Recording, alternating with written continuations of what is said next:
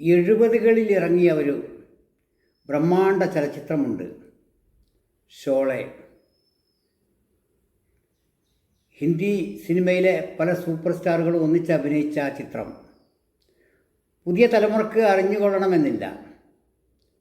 ഇവിടെ അത് പറയാൻ ഉദ്ദേശിക്കുന്നത് ആ ചിത്രത്തിൻ്റെ കഥാസാരമോ മറ്റൊന്നുമല്ല. അതിലൊരു രംഗത്ത് അതിലെ ഗബ്ബാർ സിംഗ് എന്ന വില്ലൻ്റെ ആളുകൾ 3 പേരാണെന്ന് തോന്നുന്നു. ഒരു വലിയ ഗ്രാമത്തിൽ വന്നു ചേരുന്നു. ഗ്രാമീണരിൽ നിന്ന് ബലമായി അവിടെ കാർഷികോൽപ്പന്നങ്ങളും മറ്റു കാര്യങ്ങളും പിടിച്ചു പറിക്കുന്നു. ഗ്രാമം മുഴുവൻ നൂറുകണക്കിന് ആളുകൾ കാഴ്ചക്കാരെ പോലെ നോക്കി നിൽക്കുമ്പോഴാണ് വെറും 3 വ്യക്തികൾ ഇവരുടെ മുതലുകളെല്ലാം അപഹരിച്ച് കുതിരപ്പുറത്ത് കടന്നു കളയുന്നത്. ആളുകൾക്ക് നിസ്സഹാരായി നോക്കി നിൽക്കാനല്ലാതെ അവരിൽ ഒരുത്തൻ പോലും അവരെ എതിരിടാൻ മുന്നോട്ട് വരുന്നുമില്ല. അവരെയൊക്കെ പേടിപ്പിക്കുന്ന ഘടകം ഈ വന്ന 3 പേരുടെ കൊള്ളത്തലവൻ നേതാവ് ഗബ്ബർ സിംഗ് ആണത്രേ. അതായത് ഒരു ഗബ്ബർ സിംഗിൻ്റെ പേര് പറഞ്ഞ് വെറും 3 പേർ നൂറുകണക്കിന് ആളുകളെ നോക്കുകുത്തികളാക്കി അവരുടെ മുതൽ അപഹരിച്ചുകൊണ്ട് പോവുക. ആളുകൾ മുഴുവൻ നോക്കുകുത്തികളായി നിൽക്കുക. ഇത് ഷോളെ എന്ന ഒരൊറ്റ ചലച്ചിത്രത്തിൻ്റെ പ്രമേയമല്ല, അതിലെ സംഭവമല്ല. നിരവധി പടങ്ങൾ ഇതേപോലെ കാണാം. അതായത് തനി ഗുണ്ടായിസം കൊണ്ട് ചിലർ അവരുടെ കൈമിടുക്കുകൊണ്ട് കൈയൂക്ക് കാണിക്കുമ്പോൾ നാട് മുഴുവൻ കാഴ്ചക്കാരായി നിലകൊള്ളുക. ഇത് തന്നെയാണ് അവരുടെ ബലം. ഇതേ രീതി പണ്ടൊക്കെ, ഇപ്പോഴത്തെ അവസ്ഥ അറിഞ്ഞുകൂടാ, മഹാരാഷ്ട്രയിലെ ബോംബെ, നമ്മുടെ സാമ്പത്തിക തലസ്ഥാനം എന്ന് വിളിക്കപ്പെടുന്ന ബോംബെയിൽ, മദ്രാസിൽ, കൽക്കട്ടയിൽ, വൻകിട നഗരങ്ങളിലെല്ലാം തന്നെ പ്രാദേശിക ഗുണ്ടകൾ അവിടുത്തെ കോടീശ്വരന്മാരായ കച്ചവടക്കാരെ, ആ കച്ചവട സ്ഥലത്തുള്ള അവരുടെ സ്ഥാപനത്തിലെ സ്റ്റാഫുകളെ ഒക്കെ നോക്കിക്കുത്തികളാക്കിക്കൊണ്ട് അവരുടെ കയ്യിൽ നിന്ന് ബലമായി അക്രമത്തിലൂടെ പിടിച്ചു പറിക്കുന്ന കാഴ്ചകൾ സ്ഥിരമായ നിത്യസംഭവങ്ങളായിരുന്നു ഇന്ത്യയിൽ. ഇന്ന് നമ്മുടെ വൻ നഗരങ്ങളുടെ സ്ഥിതി എന്താണെന്ന് അറിഞ്ഞുകൂടാ. ഇന്നും വലിയ മാറ്റമൊന്നുമില്ല. ഒരു ഗുണ്ട ഒരു തെരുവിൽ വന്ന് അസഭ്യം പറഞ്ഞ് അക്രമം കാണിച്ചാൽ പരിസരവാസികളെല്ലാം നിശ്ചലരാകും. ഒരാളും പ്രതികരിക്കാൻ മുന്നോട്ട് വരില്ല. ഈ കൊച്ചു കേരളത്തിൽ തന്നെ ഒരു കുഗ്രാമത്തിൽ പട്ടാപ്പകൽ ഒരു വീടിനകത്ത് കയറി ഒരുത്തൻ 3 പേരെ വെട്ടിക്കൊന്നപ്പോൾ പരിസരത്തുള്ള കടകളും വീടുകളും എല്ലാം അടച്ച് എല്ലാവരും വീട്ടിനകത്തേക്ക് പോയി. പ്രതികരിക്കാൻ കൂട്ടാക്കിയില്ല. ഈ അവസ്ഥ ഇപ്പോൾ പറയാൻ കാരണം 2000 കിലോമീറ്ററുകൾക്ക് ഇപ്പുറത്തേക്ക്, അപ്പുറത്ത് നിന്ന് ഒരു രാജ്യം, പോക്രികൾ എന്ന് പേരെടുത്തൊരു രാജ്യം, ലോകത്തിലെ ഏറ്റവും വലിയ ന്യൂക്ലിയർ ശക്തികളും ആയുധ ശക്തിയുമാണെന്ന് പേരുള്ളൊരു രാജ്യം, മധ്യപൗരസ്ത്യ ദേശത്തെ ഒരു രാജ്യത്ത് അതിക്രമിച്ച് കയറി അവിടെ ബോംബിടുകയും അവരുടെ ന്യൂക്ലിയർ ഇൻസ്റ്റലേഷൻസും മറ്റ് പ്രതിരോധ കെട്ടിടങ്ങളും എല്ലാം ബോംബിട്ട് തകർക്കുക. ഇതിൻ്റെ പരിസരത്തുള്ള സകലമാന രാജ്യങ്ങളും നോക്കി നിൽക്കുക. മാത്രമല്ല, ഈ 2000ഓളം കിലോമീറ്റർ കടന്നു വരാൻ പരിസര രാജ്യങ്ങൾ തന്നെയാണ് വഴിയൊരുക്കി കൊടുക്കുന്നത് എന്നതാണ് ഏറെ വിചിത്രമായിട്ടുള്ളത്. ഇത് പറയാൻ കാരണം ഇപ്പോഴത്തെ നമ്മുടെ ഇറാൻ ഇസ്രായേൽ യുദ്ധം തന്നെയാണ് കാരണം. ഇവിടെ ഇത്രയേറെ അകലത്തിൽ കിടക്കുന്ന ഈ രാജ്യത്തെ ആക്രമിക്കാൻ അത്ര ദൂരത്തു നിന്ന് ഇസ്രായേലിന് വരാനുള്ള കാരണമായി അവർ പറയുന്നത്, ഇറാൻ എന്ന രാജ്യം ന്യൂക്ലിയർ ആയുധങ്ങൾ വികസിപ്പിക്കുന്നുണ്ടത്രേ. 30 കൊല്ലമായി ഈ ആരോപണം ഇസ്രായേൽ പറയാൻ തുടങ്ങിയിട്ട് എന്നുള്ളത് ഒരു വശം. ഏതായാലും ഇറാൻ ന്യൂക്ലിയർ ആയുധങ്ങൾ വികസിപ്പിക്കാൻ തുടങ്ങുന്നതേ ഉള്ളൂ, നിലവിലുണ്ട് എന്ന് അവർ പോലും പറയുന്നില്ല. അതേസമയത്ത് അതിനെ ചോദ്യം ചെയ്യാനും അതിൻ്റെ പേരിൽ ആ രാജ്യത്തെ ബോംബിട്ട് നശിപ്പിക്കാനും എത്തുന്നവരുടെ കയ്യിലാവട്ടെ 75 മുതൽ 400 വരെ ന്യൂക്ലിയർ ആയുധങ്ങൾ കയ്യിൽ വെച്ചിട്ടുള്ളവർ. അതിനെക്കുറിച്ച് അന്താരാഷ്ട്ര ന്യൂക്ലിയർ നിയന്ത്രണ ഏജൻസികളുടെ യാതൊരു കരാറുകൾക്കും ഒപ്പിടാൻ കൂട്ടാക്കാത്തവർ, അവരുടെ പരിശോധനയ്ക്ക് വിധേയമാകാൻ തയ്യാറാവാത്തവർ, ഈ ന്യൂക്ലിയർ ആയുധം സംബന്ധമായുള്ള സാർവലൗകിക നിയമങ്ങളെ മുഴുവൻ അംഗീകരിച്ച് അവരുടെ പരിശോധനയ്ക്ക് വിധേയപ്പെട്ട് അവരുടെ കരാറിൽ ഒപ്പിട്ട രാജ്യമാണ് ഇറാൻ എന്നത് പ്രത്യേകം ഓർക്കുക. എന്നിട്ട് അങ്ങനെ ഒരു രാജ്യത്തെ അതിക്രമിച്ച് കയറി വന്ന് ആക്രമിക്കുമ്പോൾ ഈ ഇറാൻ എന്ന രാജ്യത്തിൻ്റെ പരിസരത്തുള്ള മറ്റു രാജ്യങ്ങളൊക്കെ നിഷ്ക്രിയരായി, ഷോളയിലെ ഗ്രാമീണരെ പോലെ കാഴ്ചക്കാരായി നിൽക്കുക, നിസ്സഹായരായി നോക്കി നിൽക്കുക. ഇതാണ് ഇന്നത്തെ നമ്മുടെ അവസ്ഥ. ഇറാൻ ഒരു ഇസ്ലാമിക രാജ്യമാണെന്നാണ് വെപ്പ്. ഇസ്ലാമിക രാജ്യങ്ങളുടെ എണ്ണം 57+ ആണ്. അതായത് 57 മുസ്ലിം രാഷ്ട്രങ്ങളുണ്ട്. അതിലൊന്നാണത്രേ ഇറാൻ എന്ന ഈ രാജ്യം. പക്ഷെ അത് ഇസ്ലാമികമോ മറ്റേതെങ്കിലും മതപരമോ എന്നതൊക്കെ പോകട്ടെ, അവിടുത്തെ രാഷ്ട്രീയ പ്രത്യയശാസ്ത്രം അവർ പിന്തുടരുന്നത് ഏതാണെന്നുള്ളതും പോകട്ടെ, പക്ഷേ അതൊരു പരമാധികാര സ്വതന്ത്ര രാജ്യമാണ് എന്ന കാര്യത്തിൽ ആർക്കും തർക്കമുണ്ടാവില്ല. ഒരു സ്വതന്ത്ര പരമാധികാര രാഷ്ട്രത്തെ കിലോമീറ്ററുകൾ, ആയിരക്കണക്കിന് മൈലുകൾക്ക് അപ്പുറത്തുനിന്നൊരു രാഷ്ട്രം വന്ന് പട്ടാപ്പകൽ ആക്രമിക്കുക, അവരുടെ രാഷ്ട്രീയ സമ്പ്രദായത്തെ മാറ്റിമറിക്കുമെന്ന് വെല്ലുവിളിക്കുക, ആ രാഷ്ട്രത്തിൻ്റെ പരമോന്നത നേതാക്കളിൽ പലരെയും കൊന്നൊടുക്കുക, ഏറ്റവും പരമോന്നത നേതാവിനെ കൊല്ലുമെന്ന് ഭീഷണിപ്പെടുത്തുക, കീഴടങ്ങിയില്ലെങ്കിൽ വധിച്ചു കളയുമെന്ന് ഭീഷണിപ്പെടുത്തുക. ഇതിന് മധ്യസ്ഥം വഹിക്കേണ്ട രാജ്യമാകട്ടെ അക്രമിയുടെ തോളത്ത് കൈയിട്ടുകൊണ്ട് വരുന്ന മറ്റൊരു രാജ്യം അമേരിക്ക. അമേരിക്ക മധ്യസ്ഥതയ്ക്കുള്ള അർഹത നഷ്ടപ്പെടുത്തുന്നത് ഇസ്രയേലിനോട് ആക്രമണ രാജ്യത്തിൻ്റെ കൂടെ നിൽക്കുമ്പോൾ തന്നെ അവരുടെ മധ്യസ്ഥതയ്ക്കുള്ള അർഹത പോയി, അതിൻ്റെ എലിജിബിലിറ്റി നഷ്ടമാവുന്നുണ്ട്. രണ്ട് പക്ഷത്തും ചേരാത്ത ഒരാളാണ് സാധാരണ നിലക്ക് മധ്യസ്ഥത വഹിക്കേണ്ടത്. ഒരു പക്ഷത്ത് നിന്നുകൊണ്ട് മറ്റേ പക്ഷത്തോട് അതിക്രമം കാണിക്കുന്ന ആളുടെ കൂടെ നിന്നുകൊണ്ട് ഒരു പക്ഷത്ത് നിന്നുകൊണ്ട് എങ്ങനെയാണ് മധ്യസ്ഥത പറയുക എന്ന നമ്മുടെ നയതന്ത്രജ്ഞത നമുക്ക് ഏതായാലും ലോകത്തിന് മനസ്സിലാവുന്നില്ല. ഇറാനിനും ഇസ്രയേലിനും ഇടയിൽ പൊട്ടിപ്പുറപ്പെട്ട യുദ്ധത്തെക്കുറിച്ച് വലിയ ആഹ്ലാദം പ്രകടിപ്പിക്കുന്നവരുണ്ട്. മനുഷ്യസ്നേഹികളായ പലരും ഉത്കണ്ഠ രേഖപ്പെടുത്തുന്നവരായിട്ടുമുണ്ട്. എന്തൊക്കെയായാലും പഴയ കാലഘട്ടത്തിൽ രണ്ട് രാജ്യങ്ങൾ തമ്മിൽ യുദ്ധം ചെയ്യുകയാണെങ്കിൽ, രണ്ട് രാജ്യങ്ങൾക്കിടയിൽ എന്തെങ്കിലും സംഘർഷമോ പ്രതിസന്ധിയോ നേടുകയാണെങ്കിൽ ആ രാജ്യങ്ങളും അതിലുള്ള ജനങ്ങൾക്കുമേ അത് ബാധിക്കുമായിരുന്നുള്ളൂ.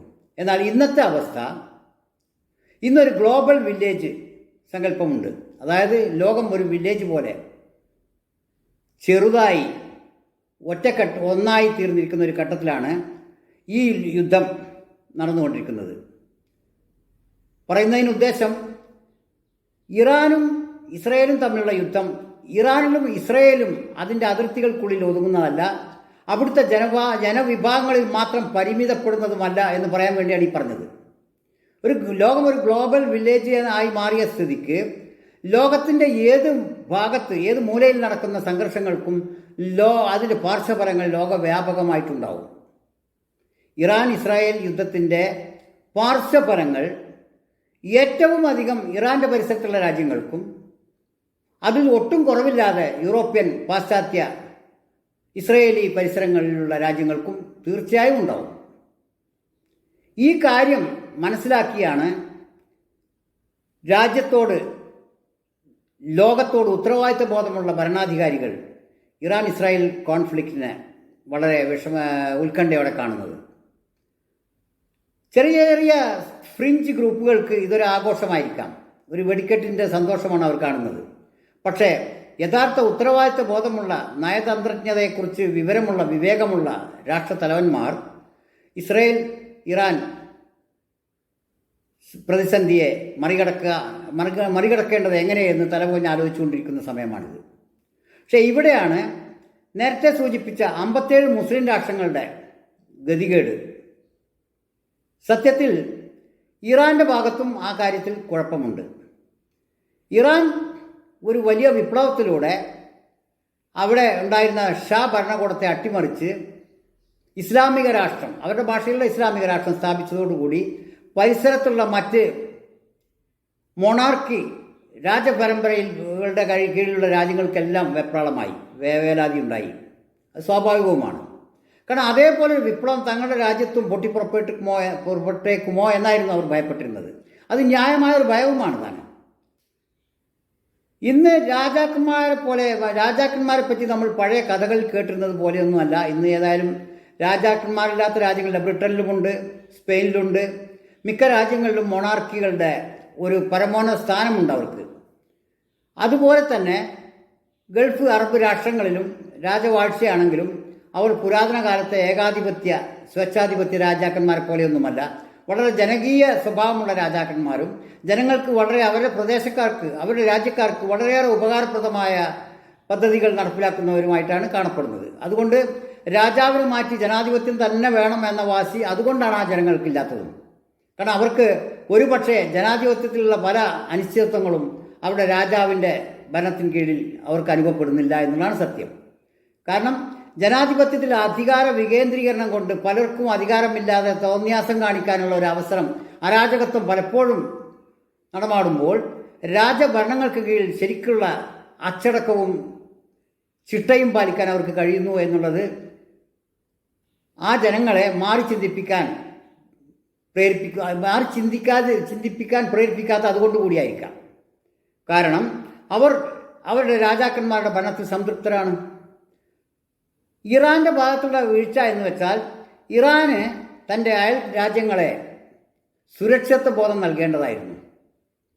ഇറാൻ സ്വന്തം നിലക്ക് അവരുടെ ആഭ്യന്തര കാര്യങ്ങളിൽ വലിയ വളർച്ചയും വികാസവും പരിഷ്കാരങ്ങളും നേടിയെങ്കിലും മതപരമായ ചട്ടക്കൂടിൽ ഒതുങ്ങി നിന്നുകൊണ്ട് തന്നെ ഇത്രയും വലിയ കാര്യങ്ങൾ അവർക്ക് നേടാനായെങ്കിലും അവരുടെ അയൽ രാജ്യങ്ങൾക്ക് അവരുടെ രാഷ്ട്ര സംവിധാനത്തെക്കുറിച്ച് അത് അവരിലേക്ക് പകർന്നാലുണ്ടാകുന്ന ഭവിഷ്യത്തിനെക്കുറിച്ച് അനാവശ്യമായി അവർ പുലർത്തുന്ന വേവലാതികളെക്കുറിച്ച് നയതന്ത്രപരമായി പരിഹാരം അതെന്തുകൊണ്ടോ കഴിഞ്ഞില്ല. ഏതായാലും ഇറാനെക്കുറിച്ചുള്ള അതിൻ്റെ അയൽ രാജ്യങ്ങൾക്കുള്ള അറബ് രാജ്യങ്ങൾക്ക്, സുന്നി മെജോറിറ്റിയുള്ള അറബ് രാജ്യങ്ങൾക്ക് പ്രത്യേകിച്ച് ഉത്കണ്ഠകൾക്ക് അടിസ്ഥാനമില്ല എന്ന് പറയേണ്ടി വരും. കാരണം അടിസ്ഥാനമില്ലാതെയുമില്ല, രണ്ടും ഒരേ സമയം പറയേണ്ടി വരുന്നത്. ഹൂത്തികളെ മുൻനിർത്തിക്കൊണ്ട് ഇറാനിയൻ പ്രോക്സികളായ ഹൂത്തികൾ സൗദി അറേബ്യയെ ലക്ഷ്യം വെച്ചുകൊണ്ട് നടത്തുന്ന ചില ആക്രമണങ്ങൾ അവർക്ക് എടുത്തു പറയാവുന്നതാണ്. കാരണം അത് ഉത്കണ്ഠാജനകമാണ്. ഈ ഒരവസ്ഥയിൽ ഇറാനെ പിന്തുണക്കാനോ ഇറാനിയൻ സംവിധാനത്തെ പ്രോത്സാഹിപ്പിക്കാനോ സംരക്ഷിക്കാനോ അതിൻ്റെ പരിസരവാസികൾക്ക് പൂർണ്ണ മനസ്സോടെ കഴിഞ്ഞെന്ന് വരില്ല. അത് അവരുടെ മാത്രം കുറ്റമല്ല, ഇറാൻ്റെ കാര്യങ്ങൾ ബോധ്യപ്പെടുത്തുന്നതിലുള്ള പോരായ്മ കൂടിയായി കാണണം. ഇവിടെയാണ് നമ്മൾ ജിയോഗ്രഫിക്കലി ഇറാനോടൊപ്പം നിൽക്കാൻ ബാധ്യസ്ഥരായ രാജ്യങ്ങൾ എന്തുകൊണ്ട് വിഘടിച്ചു നിൽക്കുന്നു, ഇറാൻ ആക്രമിക്കപ്പെടുമ്പോൾ അവർക്ക് മറുചേരി ചേരേണ്ട ഗതികേട് എന്തുകൊണ്ട് എന്നത് തീർച്ചയായും മധ്യസ്ഥ ശ്രമങ്ങളിൽ പ്രധാന വിഷയം തന്നെയായിരിക്കും. അതായത് അറബ് ഗൾഫ് രാജ്യങ്ങളിൽ കേന്ദ്രീകരിച്ച് അമേരിക്ക സ്ഥാപിച്ചിട്ടുള്ള അവരുടെ ബേസുകൾ, താവളങ്ങൾ, പട്ടാളത്താവളങ്ങൾ തീർച്ചയായും അമേരിക്ക ഇറാനെതിരെ ഒരു യുദ്ധത്തിൽ പങ്കാളിയാകാൻ നിൽക്കുമ്പോൾ ഈ ഗൾഫ് രാജ്യങ്ങൾ തന്നെയായിരിക്കും അതിൻ്റെ ബേസായി ഉപയോഗിക്കപ്പെടുക. അങ്ങനെ ഗൾഫ് രാജ്യങ്ങളിൽ നിന്നുള്ള ആക്രമണത്തെ നേരിടാൻ സ്വാഭാവികമായും ഇറാൻ ഗൾഫ് രാജ്യങ്ങളെ തന്നെ ലക്ഷ്യം വെക്കേണ്ടതായും വരും. ഈ മേഖലയിലാണ് ഈ നഷ്ടങ്ങൾ മുഴുവൻ സംഭവിക്കുന്നത്. അമേരിക്കക്കോ 2000 കിലോമീറ്ററിന് അപ്പുറത്തുള്ള ഇസ്രയേലിനോ യാതൊരു ബാധിപ്പും ഇതുകൊണ്ടുണ്ടാകാൻ പോകുന്നില്ല. ഇത് മനസ്സിലാക്കേണ്ടതുണ്ട്. അതൊരു റീജിയണൽ ഇഷ്യൂ ആണ്. ഏത് പാശ്ചാത്യനും ഇവിടെ വന്ന് എന്തും ചെയ്യാം. പാശ്ചാത്യൻ്റെ ദേഹത്തേക്ക്, അവൻ്റെ നാട്ടിലേക്ക് ഒരു ചീള് പോലും തെറിക്കുകയില്ല എന്നുള്ളൊരു ധൈര്യം അവർക്കുണ്ട്. അവിടെയാണ് നമ്മൾ ഈ വിഷയം ഇറാൻ്റെ മാത്രമായൊരു വിഷയമായി കാണാതെ നമ്മുടെ പ്രദേശത്തിൻ്റെ മുഴുവൻ വിഷയമായി കണ്ടുകൊണ്ട് ഈ യുദ്ധത്തിന് വിരാമം വരുത്താനുള്ള ആത്മാർത്ഥമായ ശ്രമങ്ങൾ, അവിടെ ഇറാനോടുള്ള മതപരമായതോ പ്രത്യയശാസ്ത്രപരമായോ ഉള്ള അഭിപ്രായ ഭിന്നതകളെ മാറ്റിവെച്ചുകൊണ്ട് പ്രാദേശികമായ സുരക്ഷിതത്വത്തിൻ്റെ പേരിൽ ഇറാനോട് ഐക്യദാർഢ്യം ചെയ്തുകൊണ്ട് ഈ യുദ്ധത്തിന് ശക്തി പകരാനല്ല, യുദ്ധം ഇല്ലാതാക്കാൻ വേണ്ടി ശ്രമങ്ങൾ നടക്കേണ്ടിയിരിക്കുന്നു. എല്ലാ പ്രാദേശിക ശക്തികളും മുസ്ലിം രാഷ്ട്രങ്ങളും ഒന്നിച്ചു ചേർന്ന് ഇസ്രയേൽ എന്ന ജൂതരാഷ്ട്രത്തെ ഇല്ലായ്മ ചെയ്യണം എന്ന വിഡ്ഢിത്തരം, അങ്ങനത്തെ മനുഷ്യത്വരാഹിത്യം ഏതായാലും മുസ്ലിം രാഷ്ട്രങ്ങളിൽ ഒരാൾ പോലും, മുസ്ലിം വ്യക്തികളിൽ ഒരു വ്യക്തി പോലും ചിന്തിക്കുമെന്ന് തോന്നുന്നില്ല. എന്നാൽ ഈ റീജിയണൽ ഭീഷണി പ്രാദേശികമായ ഭീഷണി ജിയോഗ്രഫിക്കലി ഇറാനോട് പരിസരത്ത് കിടക്കുന്നതിൻ്റെ പേരിൽ ഉണ്ടാകാൻ ഇറാൻ നശിക്കുമ്പോൾ അവർക്ക് ബാധിക്കാവുന്ന പാർശ്വഫലങ്ങൾ കണക്കിലെടുത്തുകൊണ്ട് ഈ യുദ്ധം കഴിയുന്നതും വേഗം അവസാനിപ്പിക്കാനുള്ള ശ്രമങ്ങൾക്ക് മുൻകൈ എടുക്കേണ്ടത് അറബ് ഗൾഫ് രാജ്യങ്ങൾക്ക് കൂടി പങ്കുണ്ട്. എത്രയോ കാലം അകലെ കിടക്കുന്ന അമേരിക്കൻ പ്രസിഡന്റ് മാത്രം വിചാരിച്ചാൽ യുദ്ധം നിർത്താനോ ഇല്ലാതാക്കാനോ കഴിഞ്ഞെന്ന് വരില്ല. എല്ലാ ബാധ്യതകളും അമേരിക്കൻ പ്രസിഡന്റ് ചുമലിൽ ഇട്ടുകൊണ്ട് ഇവിടുത്തെ മഹാന്മാരായ മറ്റ് രാഷ്ട്ര നേതാക്കൾക്ക് വെറുതെ ഇരിക്കാനാവില്ല എന്നാണ് ഈ പറഞ്ഞതിൻ്റെ സാരം. അതുകൊണ്ട് രാഷ്ട്രത്തലവന്മാർ ഒറ്റക്കെട്ടായി ഈ പ്രശ്നത്തിൽ പരിഹാരം കാണാനുള്ള കൂട്ടായ ശ്രമം നടത്തണം. അങ്ങനെ മൂന്നാമതൊരു ലോകയുദ്ധം ഉണ്ടാവാതിരിക്കാനുള്ള താക്കോലുകൾ ഇവരുടെയൊക്കെ കൈവശം ആണുള്ളത്. ഏതെങ്കിലും ഒരു രാജ്യത്തിൻ്റെ കയ്യിലല്ല അത്. നമ്മുടെ റീജിയണൽ പവറുകളായ ചൈനയും റഷ്യയും തീർച്ചയായും അതൊരു പ്രതീക്ഷ തന്നെയാണ്. മൂന്നാം ലോകത്തിനും ഈ മേഖലക്കും ഒരു പ്രതീക്ഷ തന്നെയാണ്. കാരണം അവർ അനാവശ്യമായി യുദ്ധത്തിൽ ഇടപെടുന്നവരല്ലെങ്കിലും അതിക്രമിച്ചു കയറി ഈ മേഖലയിൽ അധികാരം സ്ഥാപിക്കാൻ ശ്രമിക്കുന്നവരെ, അതിക്രമം കാണിക്കാൻ ശ്രമിക്കുന്നവരെ ഭയപ്പെടുത്തി നിർത്താനെങ്കിലും അവരുടെ സാന്നിധ്യം നമുക്കുണ്ട് എന്നുള്ളതൊരു ആശ്വാസകരമായ കാര്യം തന്നെയാണ്. ചൈനയും റഷ്യയും ആഗോളതലത്തിൽ ആധിപത്യം സ്ഥാപിക്കാനായി അക്രമങ്ങൾ അഴിച്ചുവിടുന്ന രാജ്യങ്ങളല്ല എന്ന് അവരുടെ ശത്രുക്കൾ പോലും പറയില്ല. ആണെന്ന് അവരുടെ ശത്രുക്കൾ പോലും പറയില്ല.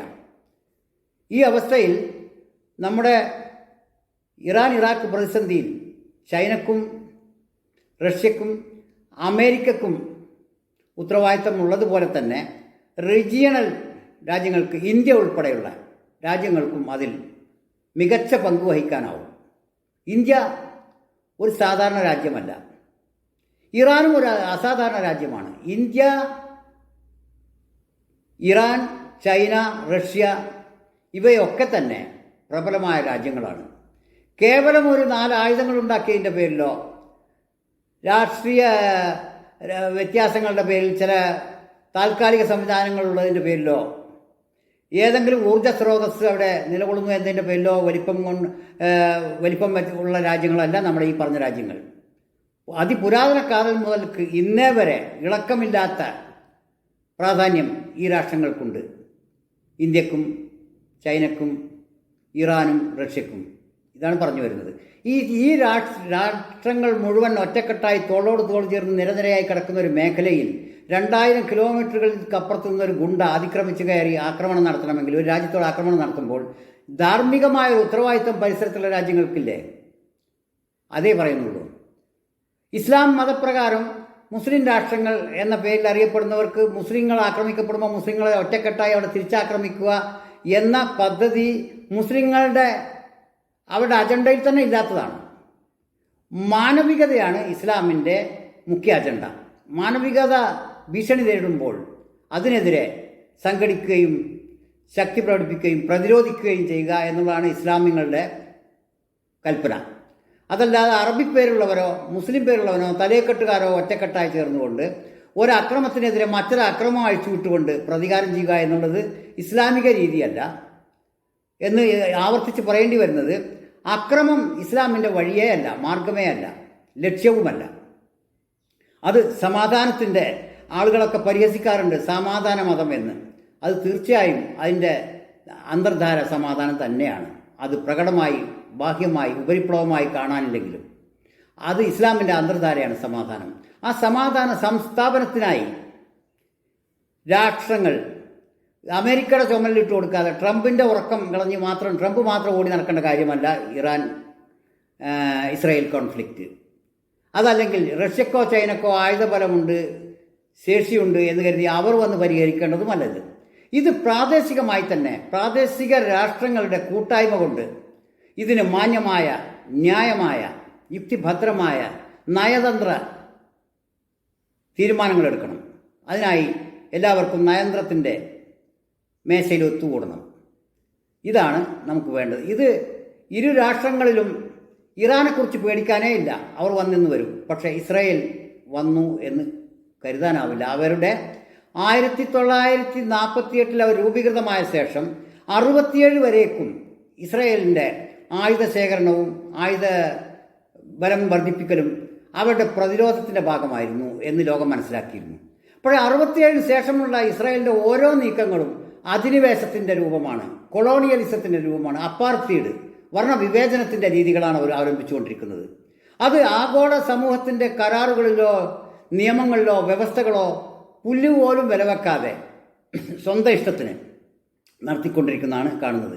അതിൻ്റെ ഇപ്പോഴത്തെ ഏറ്റവും ഒടുവിലത്തെ ഇത് അവസാനത്തേതായിക്കൊള്ളണമെന്നുമില്ല കാരണങ്ങളാണ് ഇപ്പോൾ ഇറാനിൽ കണ്ടുകൊണ്ടിരിക്കുന്നത്.